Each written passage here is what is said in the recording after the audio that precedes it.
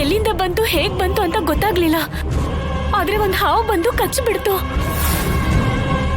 ಎದ್ದೇಳ್ರಿ, ಹೇಳ್ತಾನೆ ಕೇಳಿದ್ರ? ಈಗ ನೋಡಿ, ಎದ್ದೇಳ್ರಿ. ನಾಗಮ್ಮನ್ಗೆ ಸಿಟ್ಟು ಬಂದು ಒಬ್ಬೊಬ್ರನ್ನೇ ಸಾಯ್ಸಕ್ ಶುರು ಮಾಡಿದಾಳೆ. ಹೋಗ್ತಾ ಹೋಗ್ತಾ ಇನ್ನೂ ಎಷ್ಟು ಸಾವನ್ ನೋಡ್ಬೇಕೋ ಏನೋ. ಅಮ್ಮ ನಾಗಮ್ಮ, ಶಾಂತವಾಗಿರಮ್ಮ. ಈ ಊರಿನ ಶಾಪ ಹೋಗ್ಬೇಕು ಅಂದ್ರೆ ನಾಗಮಣಿ ಸಿಗ್ಲೇಬೇಕು. ಇಲ್ಲ ಅಂದ್ರೆ ಈ ಪುಣ್ಯನ ಗ್ರಾಮ ದೇವತೆ ಮಾಡ್ಬೇಕು. ನಾಗಮಣಿ ಎಲ್ಲಿದ್ಯೋ ಗೊತ್ತಿಲ್ಲ. ಹಾಗಾಗಿ ಈ ಪುಣ್ಯನ ಗ್ರಾಮ ದೇವತೆ ಮಾಡಿದ್ರೆ ನಾಗಮ್ಮ ಶಾಂತವಾಗ್ತಾಳೋ ಏನು.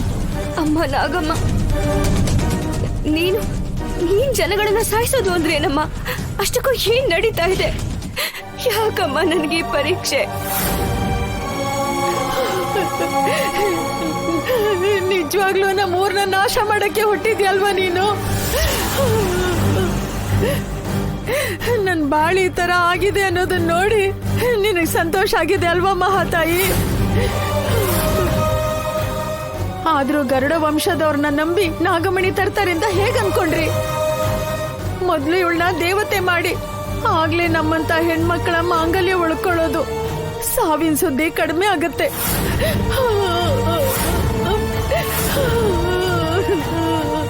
ನೋಡಿ, ಒಂದ್ ಹುಡುಗಿ ಜೀವನನ ಎಲ್ರು ನಾಶ ಮಾಡ್ಬೇಕು ಅಂತ ಅನ್ಕೊಂಡಿದೀರಾ. ಅದೇ ನಿಮ್ಮನೆ ಹುಡುಗಿ ಆಗಿದ್ದಿದ್ರೆ ಈ ತರ ಮಾಡಿ ಅಂತ ದೇವ್ರೇನಾದ್ರು ಹೇಳಿದ್ರೆ ಇದೇ ತರ ಮಾಡ್ತೀರಾ?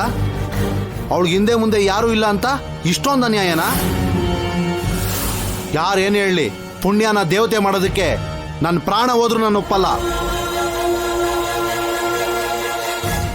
ನಿಂತ್ಕೊಳ್ಳಿ.